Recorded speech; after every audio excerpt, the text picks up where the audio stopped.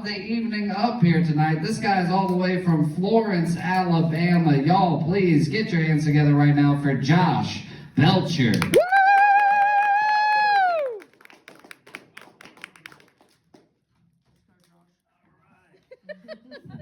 Thank you very much, everybody. How are we doing? Josh Belcher's my name. That's right. I'm from Florence, Alabama. Anybody ever been there? 6 hours took us to get here, okay? On the way up here, we stopped at Buc-ee's to fill up on gas. Over $4 a gallon, all right? Holy guacamole. Okay, that's all I can say about that. It was so expensive, I thought, you know, I'd be better off just buying meth and running everywhere. Everybody would be like, look, there he goes. He's the fat Forrest Gump. And the thing that irked me the most, I can't believe my wife's making fun of me for this, but anyway, I didn't have enough money to get beaver nuggets, okay? Now, when the government starts tampering with my sugar intake, that's where I draw the line, okay? Parties be damned, because it's my body, my choice. Are you with me?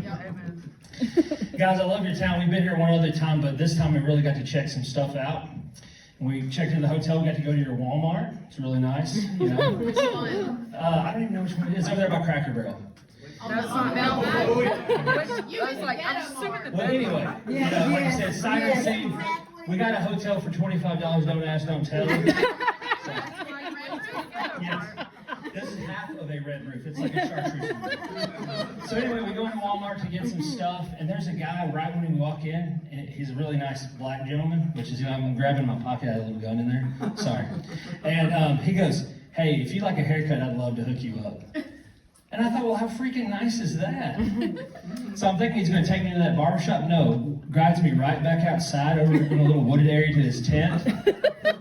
I'll walk in, no clippers, no barber chair. I was like, I really appreciate this. I'm just going to go ahead and get my sundries. So anyway, I'm wearing this awesome jersey. This is Hank Aaron, you know, big 44, heads up him from Mobile. Greatest baseball player that ever lived, in my opinion. And on the way up here, we hunted down his boyhood home. You know, if you've ever seen it, actually moved it. It was in a different location. And one thing I really thought was interesting is he grew up, you know, poor like me. The only difference is I've just pretty much stayed that way. When I was a young boy, I actually got to meet Hank Aaron. I live in Tennessee, and he came to a baseball card show. And I remember I paid $100 at the time and waited in line for a little bit for him to spend a little bit of time with me. And then, you know, sign something and just on the way. And later on in life, I was thinking, that's pretty much what I did before I met my wife, going to whorehouses.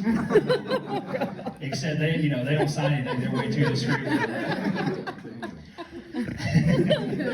I apologize for that. Anyway, we have an open, honest relationship. Not an open pineapple, but we have an avocado. And I found a really fun fact about him that I absolutely love, okay? He has a brother named Tommy Aaron. I don't know if any of y'all know that. Younger brother, who also played in the majors with him, okay? They both played for the Braves, and they have the record for most home runs hit by siblings. It was 768, okay? Hammer and Hank had 755 of those. Tommy had 13. Okay? That's basically like Hank going, here, you know, I want to repair this, you just hold the flashlight. Right? And as a lifelong underachiever, I was like, dude, that is the best. The guy set this bar so low, it's dragging the ground, and he still made history. Like, my hero. Like, I got to find out what his number is. I'm going to get one of those jerseys. I'm going to become a Tommy Aaron guy. I'm 43 years old. I know I don't look it. I know I look much older. But I was hoping with age that I would, you know, be a little more graceful, like your Mario Lopez's or your Paul Rudds, you know. But instead, I've got these weird forehead lines, big ears, and fat jowls. My wife told me I'm starting to look more like a French bulldog. And as I get older, like I'm really paranoid about stuff. Like I don't want to get, you know, diseases or get dementia. Because, you know, if it gets to that point, you know, I'm immobile, I don't know what's going on, I'm nonverbal, that's really scary. You know, basically like a newborn. And I got to thinking, newborns really don't have it that easy. I mean, because imagine, you know, you're sitting in your bassinet and you're fussy because your ass itches, and your caretaker just puts a pacifier in your mouth. Like, I mean, what's going to be the resolution there? I'm a child of the 90s. Anybody else in here from the 90s? This young man, I can tell he's got the gray like me, rock and roll. Oh, yeah. You're 90s? Yeah, I got it. I didn't see it. Well, good for you. Good for the 90s. Here, high five. Awesome. I just got tested, so that's good. My first exposure to, what's there? I got white.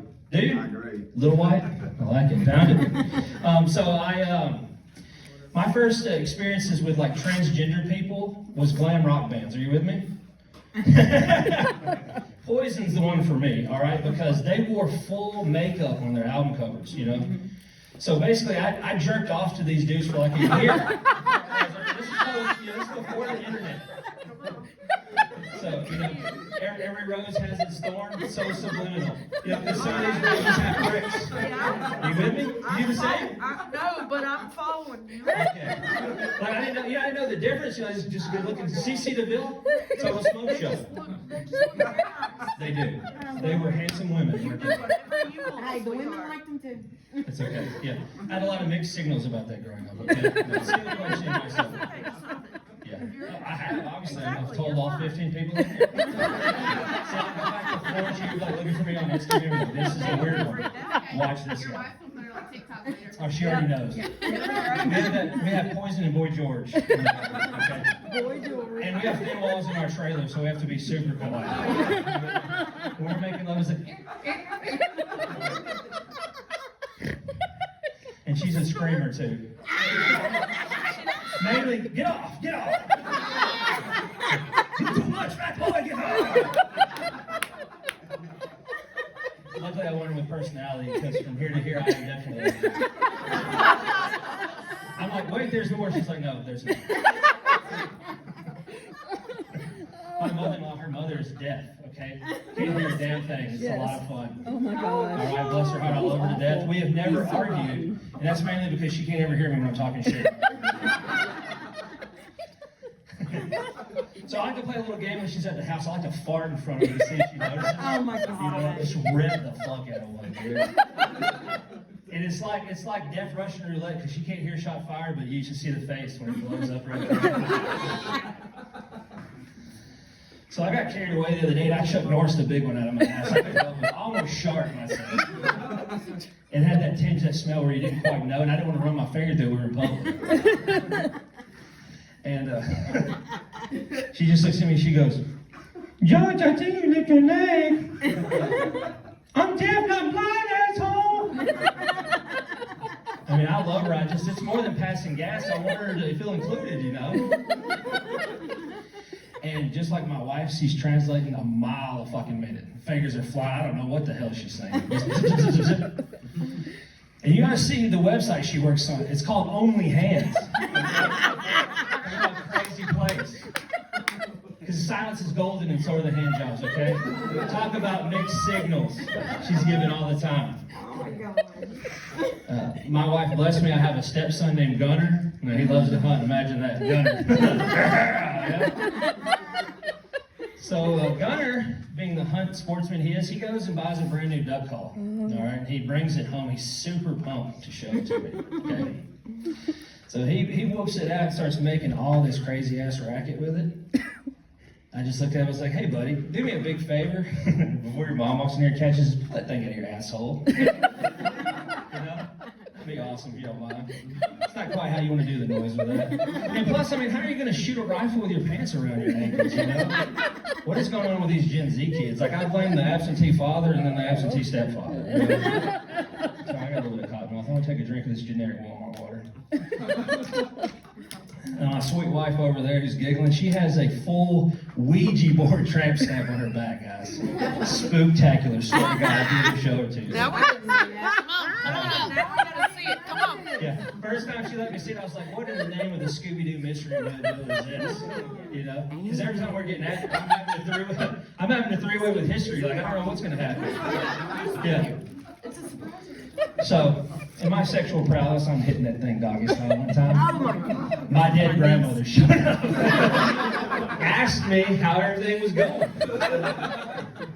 And I figured the way she heard me huffing and puffing, she thought, you know, it was my granddad. My childhood best friend growing up, he grew up to become a doctor, okay? And I'm super proud of him because, I know you can't tell, but I barely have a GED under my belt. Okay, this guy's out here making a difference, man. He's saving lives. So it came time for me to get a colonoscopy. He volunteered to do it. Talk about friends with benefits, right? So he goes splunking in my bung, and then pulls his hand out of my body, says, slaps my ass. He goes, dude, everything in there looks good, pound it. I said, no, sir, you've done enough pounding, go ahead and put that hand down. And as he's cleaning up, I look at him and I said, you know what? Most people, that would ruin the friendship. And he goes, yeah, but boop, we just went deeper. Guys, thank you so much for that time with me. Next time it's about to come up.